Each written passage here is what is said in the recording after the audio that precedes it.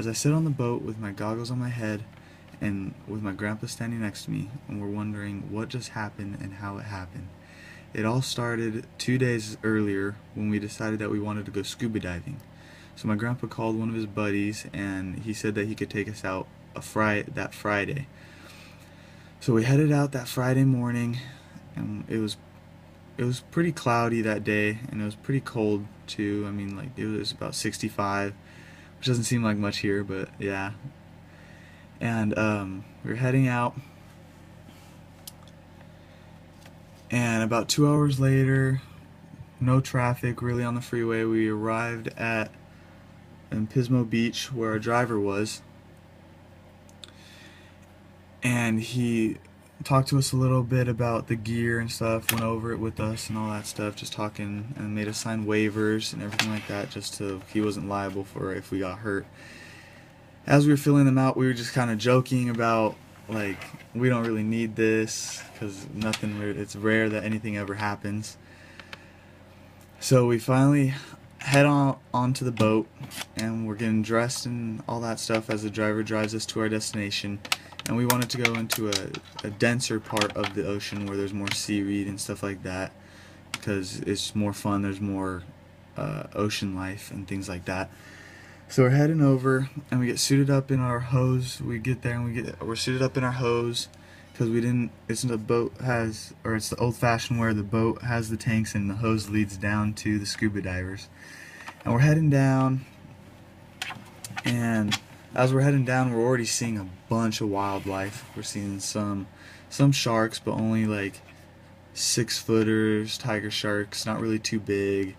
They're slim, not really. They couldn't do any damage to you, so we're not worrying about that, because sharks they're pretty docile creatures as long as you just respect their space and everything like that.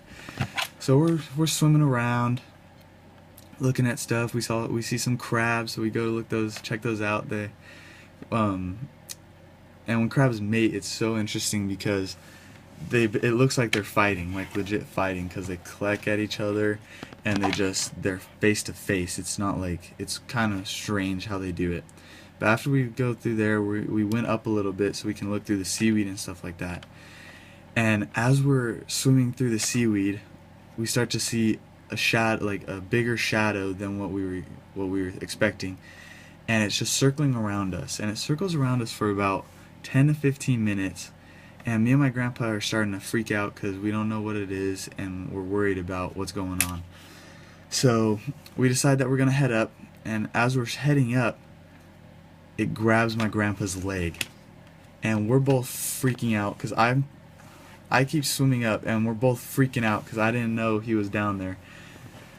So he's down there, and I turn around and I head back down, and when I arrive, I laugh so hard in my head. It was a seal, and he's humping the crap out of my grandpa, because when you're in a wetsuit, you look like a seal, and that's why surfers and scuba divers often get attacked by sharks.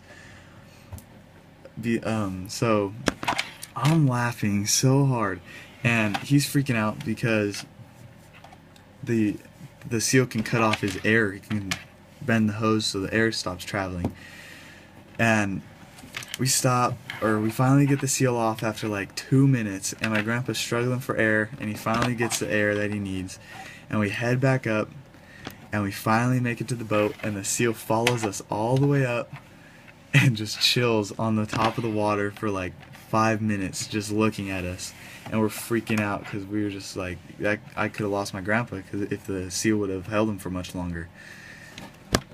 But it was crazy, and I'm just glad that we were both okay and it wasn't a shark, because that would have sucked bad. And that's when I almost lost my grandpa. Thank you.